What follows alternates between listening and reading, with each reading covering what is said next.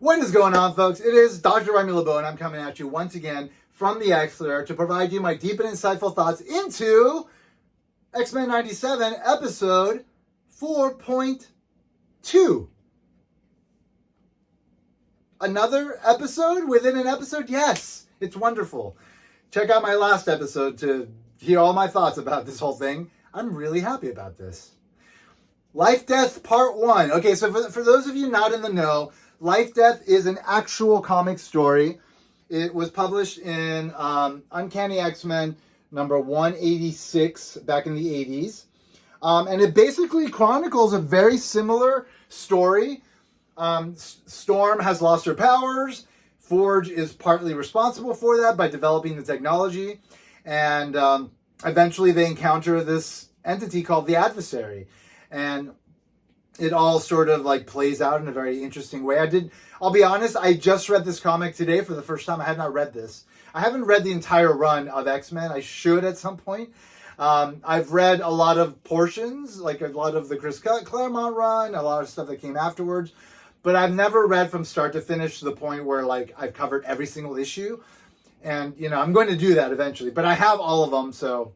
Anyway, I have the ability, I really enjoyed reading through these today because it was like, all right, great. That's an excuse to go back and read some comics that I haven't read in ever, really. I might have read these actually when I was younger, but I don't remember.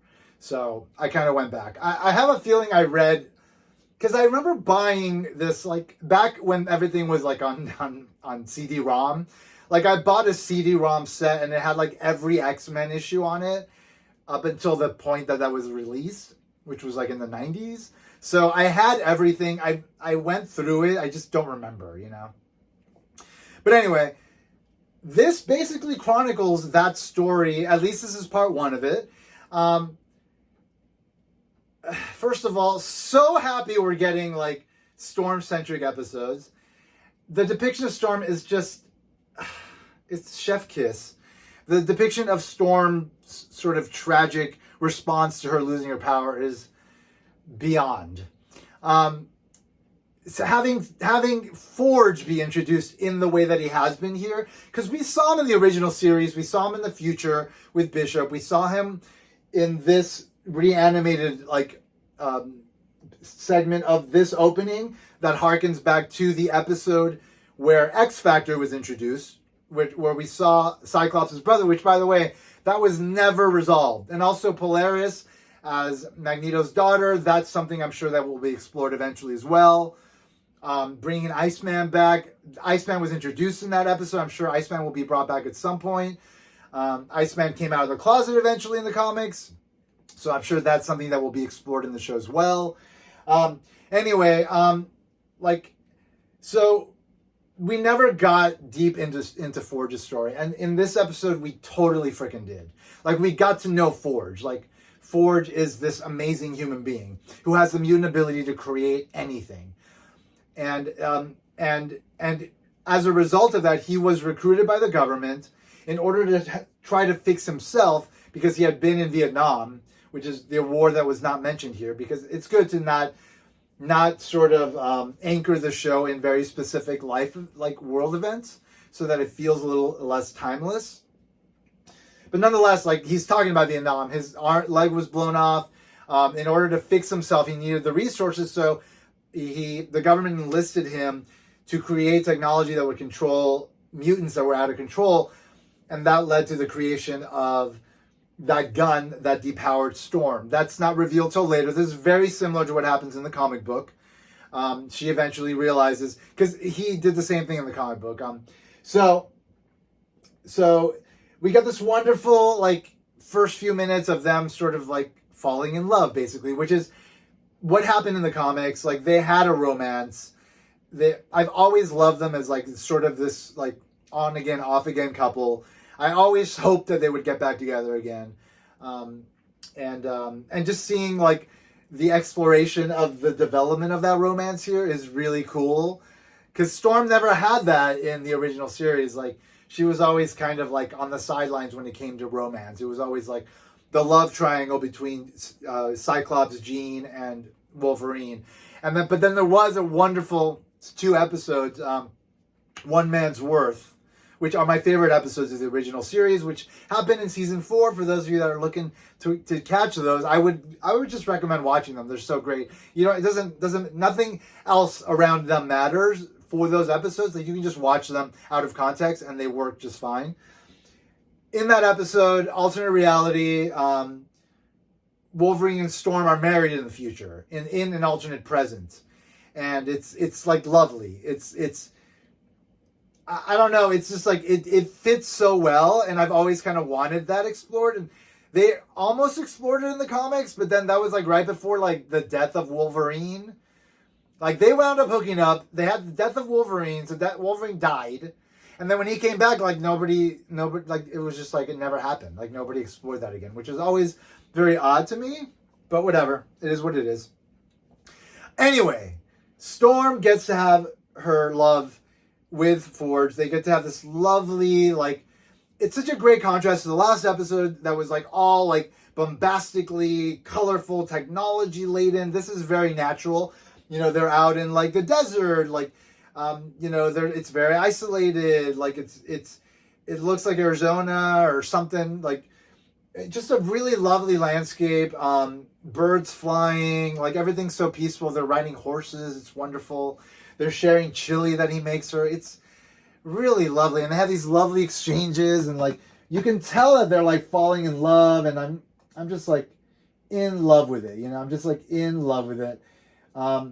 And then he tries to bring her powers back, and it doesn't work. But you know that he's going to keep trying. You know that she's going to keep like holding out hope for it. Like, but like watching her like fall to her knees, like not being able to have her powers, like having this like this these expectations just obliterated, and how much it crushed her is just so good, man. It just, I'm pretty sure I started tearing up again, because like this whole struggle for Storm is just so beautiful, man, and the depiction is just like spectacular. Anyway, so you have all this happen. Eventually, like, Forge reveals to her that he's the one that created the technology that depowered her. She runs away, and then she's attacked by this being, the adversary. So I watched the Comics Explained. He's on YouTube. He posted a video today explaining the adversary. I wasn't too familiar with the adversary. I thought it was the Shadow King, because you know, the Shadow King and Storm have a huge past together, right? Like, he controls her when she was a child, and then Xavier freed her, and then he imprisoned the Shadow King, and then he came back during season 2 and tried to imprison her surrogate son, and like this whole thing. And so I was thinking this is the Shadow King, and then it turns out it's this entity called the Adversary. Now, what Comics Explained, shockingly, surprisingly, he explained something, even though that's his name. No, I mean, I'm just being silly. Of course he's going to explain things in comics. That's his name. That's what he does. Anyway, so he explained that in the recent Resurrection of Magneto storyline, where the Shadow King pops up, it is established that like there are different versions of him that exist that are all him, and or like extensions of him, or he's part of this network of these like entities that are like pure evil, and like they don't have physical form, but they can take physical form, or they can control physical form. I don't know. Whatever it is, like, I'm assuming that the entity was revealed to be the Shadow King, or an extension of the Shadow King in the Resurrection of Magneto, which means that this is the Shadow King. Even though it is not, it also is. Because it was like very sort of nightmarish, and like, and the creature told her like, I want to feed on your misery. I don't know, there were a lot of parallels there. And so I like that this was a part 1. Like, they could have made this a whole, it's interesting what they've done here, right? Like, maybe, obviously they have another half episode planned, and then this will be, or maybe the next episode is a full episode, and this is just like the beginning of it, and like the story's big enough that they wanted to give it like an episode and a half, maybe, or maybe there will be another half episode telling a different story. I like what they're doing. I'm just very excited about this whole thing. I'm really happy about it. And the way this ended is fantastic, like with a nice cliffhanger. Like, you know, what's going to happen with the adversary? Well, I mean, obviously Storm's going to kick its ass. But apparently it is like reality warping. So it's got like some serious powers. Like when she was like flying, or like when she fell off her horse and then she fell into the house, like the adversary did that. So it wasn't in her head. Like the adversary actually like warped reality to make that happen. So this is like a very powerful entity, and I'm interested to see where this is going to go. I'm not going to read the comics.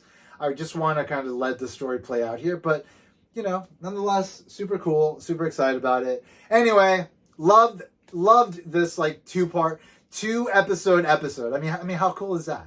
2 different episodes. That's why I made 2 different videos, because it's 2 different episodes. Looking forward to next week. Loving the series so far. I love that we're gonna get a season 2, like guaranteed, and now like a season 3 is happening for sure. Like it's beyond incredible. Like it's just gonna keep going, and I'm super excited about the whole thing. I mean, how could I not be? And I'm sure you guys are too. Anyway, thank you for checking out my YouTube channel. If you haven't already subscribed, click the subscribe button. Click the bell to get the reminder that I'm posting videos. Leave a comment. Give me a thumbs up. Whatever. Or just come by and watch the videos. Or don't do anything.